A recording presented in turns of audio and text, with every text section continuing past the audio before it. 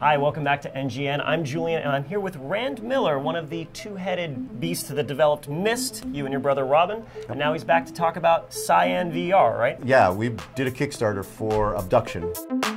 All of a sudden, you're snatched up from wherever you are, you're placed in some alien world, and you have to figure out what went on here, because it's not what you might think. I think the Myst phrase was the surrealistic adventure that would become your world. Well, we love that become your world, and you go into VR and guess what? Things become your world. Yeah. It's like nothing else. It almost slows you down because there's so much to see. I was staring at a wall in VR because it's like, oh my gosh, there's a wall right there. Look at the detail. I mean, okay, that sounds boring, but there's more than that. There's great walls. Yeah, we do walls like no one does walls. You know, it's the mix between the national park and Disneyland. You know, where the national park takes a long time to get to the good stuff, and Disneyland it's packed in tight.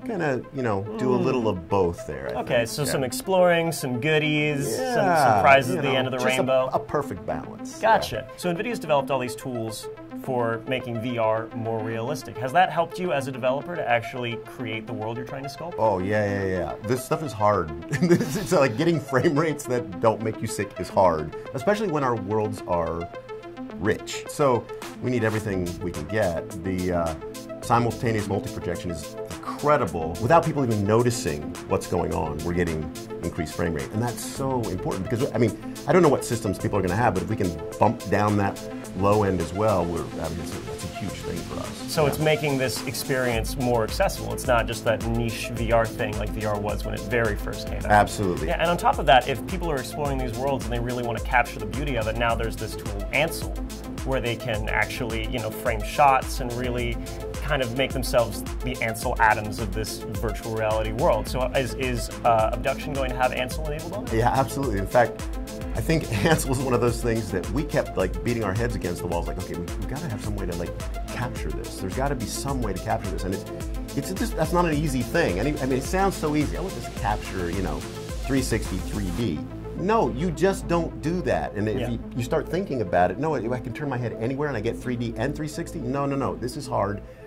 Thank you for solving that, NVIDIA, and we get to put that in. You're welcome. Yeah, so, no problem. Another thing that Pascal also lets you guys work with is HDR, right? High dynamic range. Oh, yeah. What does that bring to the experience? We've got a lot of range in our things. At one point you're looking up at the sun and then you're looking into a dark mine shaft, and having that range in there makes a huge amount of difference. You're seeing details that the artists come in and go, oh yeah, we can finally see that the details we put in the sky because not everything's blown out there, or the beams that are in the mine shaft because it's not just black. Right, it's getting closer and closer to what the human eye can actually see, right? Adapting as you go, except it even, you know, you don't even have to adapt or change as you walk in or walk out. It kind of has that range right there as part of your exploration. When can we expect to actually get our hands on Obduction and get to see it? Well, I should be working on it right now, so I'm talking with you. I'm interfering with the release. Thanks. Well, that's another few minutes late. It will be. You're welcome.